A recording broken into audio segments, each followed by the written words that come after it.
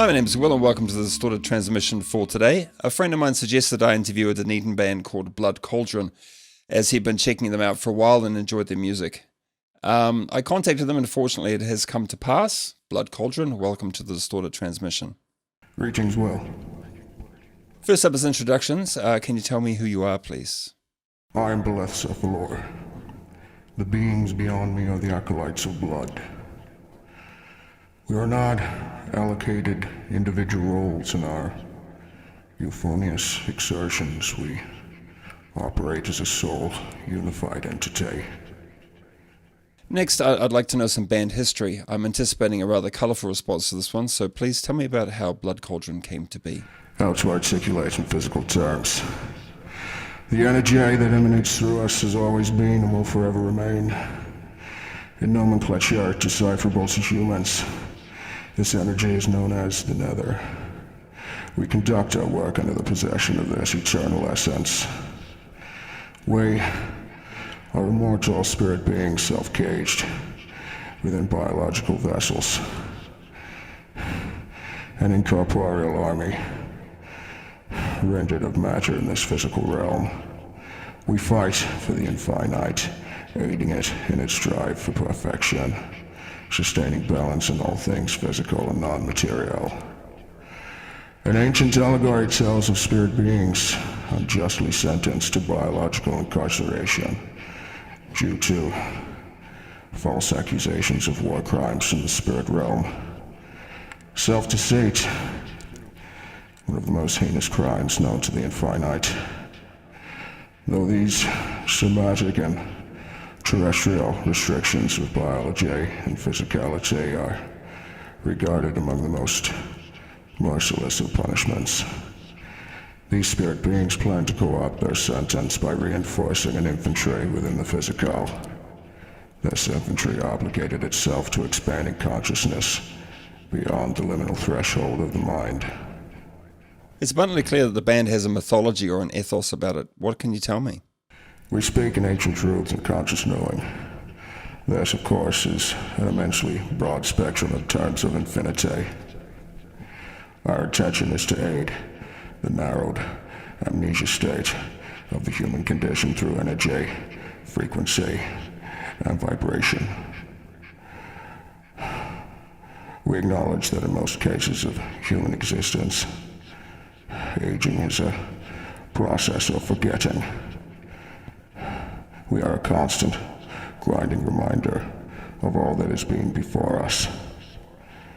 Physicality, though restricting, vitally necessary in sustaining balance in all that is of exceeding importance to always be mindful that we are all immortal spirit beings responsible for our own ascensions and awakenings. Truth will always prevail. Our army is augmenting. Soon it will be time to fight. The music my friend has been listening to that spurned this interview was from your 3-track EP on Bandcamp entitled Tatarian Hymns, if that's how you pronounce it. Could you please give some insight into the EP, its creation and message? We do not write, merely emit what is being received from the Nether. We are biochannels of the nanoscopic aspect of the Nether, a mechanism utilized for the great spiritual war at large, a war in which infinity is fighting with itself, exploring every possible avenue of itself in order to reach the ultimate essence of divinity, comparatively and more tangible to the human mind. One could call this somewhat of a psychological warfare one would engage with oneself. Or on a cosmic scale, the process of entropy, the universe lacerating itself from within, imploding yet expanding, governed by contradiction. I've noticed a lot of black metal or perhaps blackened bands have a tendency to remove personal ego from the band's image by disguising who they are and replacing their names with monikers or initials, etc. What's the idea behind this, for lack of a better word, trend? We are merely reflections of an infinite ocean of conscious awareness in physical form. points of a fathomless Stygian cosmos. Identity is yet another restricting after effect of remaining hardwired to a physical reality. We are concealing something of no relevance to us, therefore concealing nothing at all. We understand that in this limited realm there are certain parameters that must be met. Humans seem to very much value a sense of identity. We do not. We present our truest form always. You are, as our way. Let it be. Doing anything extreme or off the beaten path in New Zealand is tough, but I've seen that you've been out playing shows quite regularly. How is the general response to the music, and have you garnered a sort of a local following? There's an awakening that has certainly been provoked. We appear to be emitting something that resonates deeply with Earth beings. We will continue to fulfill our purpose, as our loyal votaries have been. So what is the plan for the band moving forward? Do you have more music to release next year, or any shows coming up to mention? We wish to perpetuate intellectual and spiritual development in company with conducting live ministrations where possible. In terms of our next mellifluous offering, we'll see what the nether has in store for us.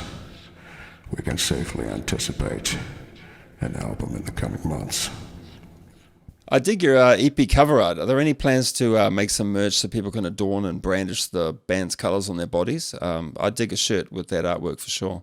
Yes, we plan to uniform our army in sacred cloth, anointed with divine geometry and sigils of the nether. All right, well, I think that covers most bases. Is there anything else you'd like to add to the interview to round it off? A message to the divine unity. Fellow immortal spirit beings, the nether calls you. Fortify your mind, brace your soul.